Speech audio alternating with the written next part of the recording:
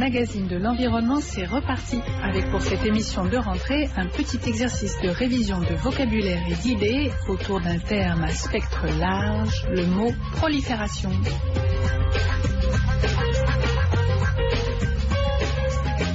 Gérard Dussert, vous êtes ethnobotaniste, vous venez d'ailleurs de publier un petit guide d'ethnobotanique chez vous, aux éditions Promo Nature.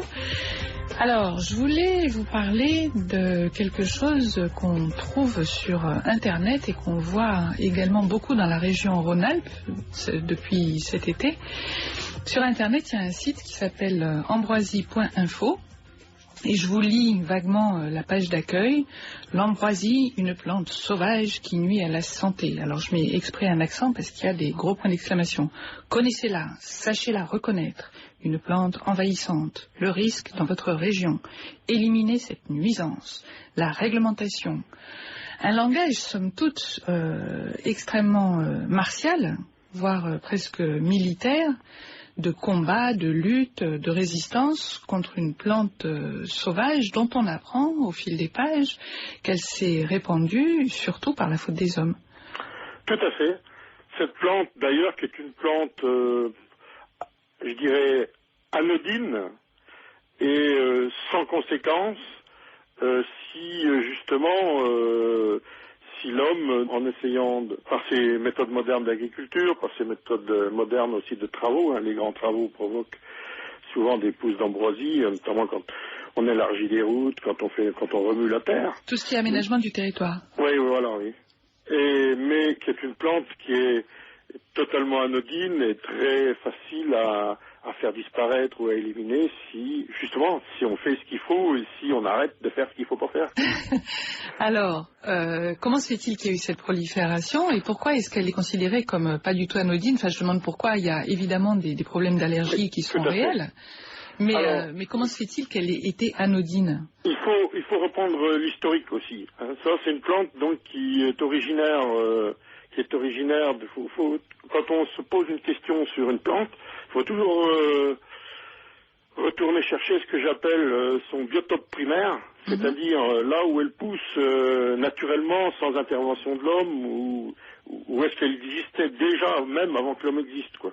Et donc c'est où? Alors l'ambroisie, Ambrosia artemisiae, celle qu'on a chez nous, elle est originaire des déserts d'Amérique du Nord, donc c'est une plante de désert.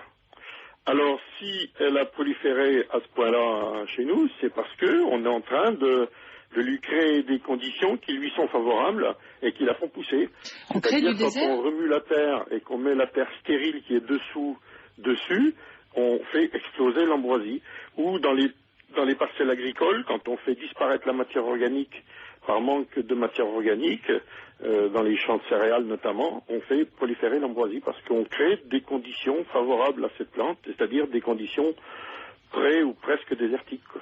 Mais vous dites, on fait ce qu'il ne faudrait pas faire. Alors qu'est-ce qu'il faudrait faire? C'est-à-dire on ne peut pas arrêter d'aménager le territoire? Alors déjà avant, il faut déjà quand même préciser que l'ambroisie est une plante qui a un pollen qui est extrêmement allergène et qui provoque des allergies très graves, notamment au niveau respiratoire, et qui peut aller même jusqu'au collapsus pulmonaire. C'est une plante qui provoque de graves allergies. Oui.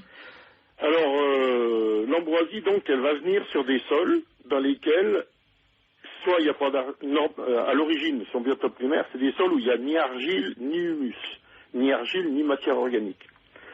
Alors, elle prolifère chez nous, justement, quand on a abîmé les argiles ou détruit les argiles et quand on a consommé toute la matière organique ou fait consommer toute la matière organique, c'est-à-dire qu'on a des sols qui sont en pénurie d'argile de qualité et de matière organique de qualité.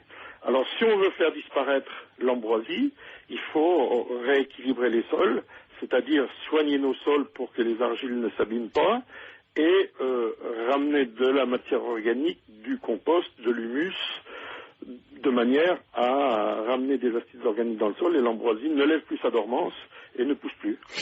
Entre autres, moi, ce que je trouve effarant, c'est qu'on ait de l'ambroisie en ville. En ville? Ben oui, il y a plein d'ambroisie en ville sur tout ce qui est travaux. En ville, la grande mode à l'heure actuelle, on adore la pelouse. Oui. Et la pelouse, c'est justement le meilleur moyen de lutter contre l'ambroisie. Il suffit de se mettre de la pelouse, l'ambroisie disparaît. Parce que les racines du raiggras anglais qu'on va se mettre dans la pelouse fabriquent des acides organiques qui sont l'antidote de l'ambroisie, quoi. Donc, il suffit une zone qui est envahie par l'ambroisie, il suffit de la semer en pelouse et il n'y a plus d'ambroisie. Alors, le plus ça va, le plus la situation est grave, bien sûr, parce que tous les jours, elle s'aggrave. C'est-à-dire, si on avait pris le taureau par les cornes il y a 10 ans, on aurait eu beaucoup moins de travail pour rétablir la situation qu'aujourd'hui, ça c'est certain. Hein. Mais bon, on est ici maintenant, il faut faire avec ce qu'on a aujourd'hui. Donc, c'est sûr que le plus ça va, le plus il faudra employer des moyens efficaces pour en arriver à bout. D'autant plus qu'il y a un phénomène aggravant quand même au niveau de l'ambroisie, qui est le réchauffement climatique. Parce que c'est aussi une plante qui bénéficie du réchauffement climatique. Alors, c'est pour ça qu'il est urgent de prendre des mesures efficaces et non pas des emplois sur des jambes de bois, quoi. Oui, c'est-à-dire que les grandes déclarations guerrières, finalement, ne servent pas à grand-chose. Oui, oui. Vouloir éradiquer l'ambroisie en arrachant les pieds d'ambroisie qui poussent, c'est vouloir vider l'océan Pacifique avec une petite cuillère, quoi. On n'y arrivera jamais. Donc, le seul moyen efficace, c'est d'empêcher la levée de la dormance de la graine. Donc, et pour empêcher la levée de la dormance de la graine, donc il faut rétablir ce complexe argilo-humique ou ce complexe organo-minéral dans le sol. Et ça, c'est par l'apport de compost par l'apport de compost et par la couverture du sol et par une couverture végétale du sol avec des plantes qui créent des complexes argilo-humiques ou des pseudo-complexes argilo-humiques comme les graminées, notamment comme le raiggras anglais.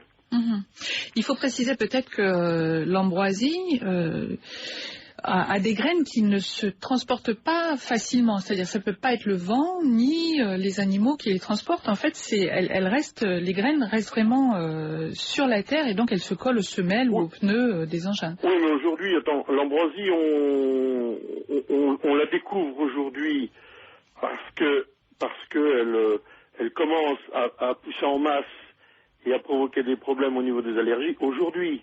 Mais l'ambroisie, elle existe depuis un siècle ou deux ou trois déjà. La première introduction de l'ambroisie en France, c'est Robin, jardinier du roi Louis XIII. Hein. Donc, vous voyez, c'est pas nouveau l'ambroisie. On la découvre aujourd'hui parce que c'est aujourd'hui qu'elle fait des ravages, mais elle existe depuis très longtemps. Et elle était restée tranquille jusque-là. Fin du 19e siècle, début du 20e siècle. Moi, dans la région où j'habite, le sud du département de Saône-et-Loire, la principale mauvaise herbe des champs de la vallée de l'Arconce, qui est une vallée très sableuse, justement, très propice à l'ambroisie, était l'ambroisie, que c'est justement ces paysans appelaient d'ailleurs du nom populaire local herbe à Robin, en souvenir de Robin, jardinier du roi Louis XIII, quoi. Donc, dans le sud du département de Saône-et-Loire, elle est appelée partout l'ambroisie herbe à Robin. Et pendant des siècles, sans provoquer d'allergie, parce qu'elle était en petite quantité, parce qu'aussi il y avait moins de pollution de l'air, donc le pollen n'était pas allergène. Donc, mais n'empêche que cette ambroisie qui poussait, elle a fait des graines qui se sont stockées dans le sol. Ce qui fait qu'aujourd'hui, si on regarde bien, on a des graines d'ambroisie partout, quoi. Oui, ça a été transporté absolument partout. Oui, mais qui a été transporté ou qui sont... une plante, elle fait des graines qui vont quand même si elles ne sont pas transportées, qui vont se disperser à 1 mètre autour de la plante. Et puis l'année suivante, ça fait 1 mètre. Puis l'année suivante, ça fait 1 mètre. Et puis, au bout de centaines d'années, on a couvert le territoire, quoi. C'est aussi simple que ça. Est-ce que l'histoire de l'ambroisie est une histoire très particulière ou bien est-ce qu'on peut raconter la même histoire pour beaucoup d'autres herbes dites mauvaises? Oui, mais il y a d'autres qui sont plus transportées. Celles qui s'accrochent aux poils des animaux ou celles qui s'accrochent aux chaussettes des touristes, elles sont transportées beaucoup plus loin. Hein. Mais suivant leur mode de dissémination aussi, c'est plus ou moins rapide et plus ou moins. Mais on peut raconter la même chose pour toutes les plantes. Oui, il y a eu une dispersion, un brassage des graines depuis les grands voyages, depuis Christophe Colomb et autres Magellan, qui était énorme sur la planète. Donc aujourd'hui, on a à peu près des graines de tout un peu partout, et ce Ce qui fait qu'elles vont pousser ou pas pousser, c'est tout simplement si les conditions locales du sol et du climat lui permettent de pousser ou de pas pousser, quoi. Et c'est sûr qu'une graine tropicale, pour l'instant, elle a quand même du mal à pousser chez nous, quoi. Mais une graine des déserts du Middle West américain, elle se trouve tout à fait dans son élément. En tout cas, ce qu'on peut retenir, Gérard Dussert, c'est que même une graine qui a si peu de capacité de dispersion, finalement, se retrouve partout. Et évidemment, on ne peut pas s'empêcher de penser aux OGM. Ah ben oui, parce qu'en plus des OGM, ils ont beaucoup plus grand pouvoir de dispersion que les graines d'ambroisie. Hein. Ouais. Parce que le pollen, lui, il est transporté à des grandes distances par le vent. Hein. Les pollens ont la faculté d'être transportés par le vent sur des kilomètres, voire des centaines de kilomètres, voire des milliers de kilomètres. Hein. C'est pour ça que l'ambroisie, d'ailleurs, fait un tel dégât dans la région lyonnaise. Là, nos deux problèmes se rejoignent. Là. Comment ça? Eh ben, tout simplement, Lyon a une situation climatique très particulière. Lyon est sur l'axe Rhône-Saône. L'axe Rhône-Saône a comme caractéristique d'avoir des vents dominants, soit du nord, soit du sud. Il n'y a pas beaucoup de vent d'ouest ou d'est dans le couloir Rhône-Saône. Et l'ambroisie, elle est très abondante en Camargue, puisque la Camargue, qui est un sol alluvionnaire de limon et de sable, donc qui est pratiquement le biotope primaire de l'ambroisie en Amérique, quoi, et est très abondante aussi dans la vallée de la Saône, puisqu'on a fait énormément de cultures céréalières intensives entre Lyon et Chalon-sur-Saône.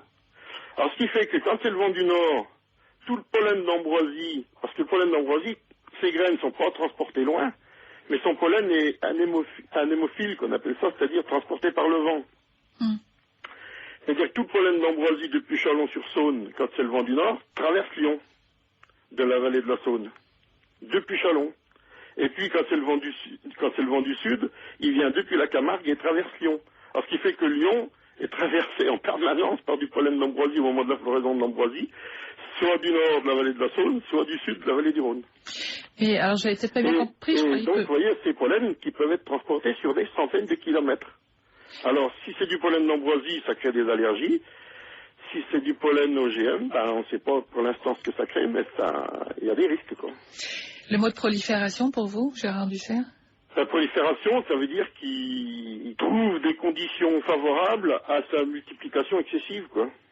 Une plante comme l'ambroisie, qui normalement devrait pousser avec parcimonie, un pied par-ci, un pied par-là, elle va faire des populations énormes et exploser parce qu'elle a trouvé des conditions favorables à sa levée de dormance et à sa germination et à sa reproduction, quoi.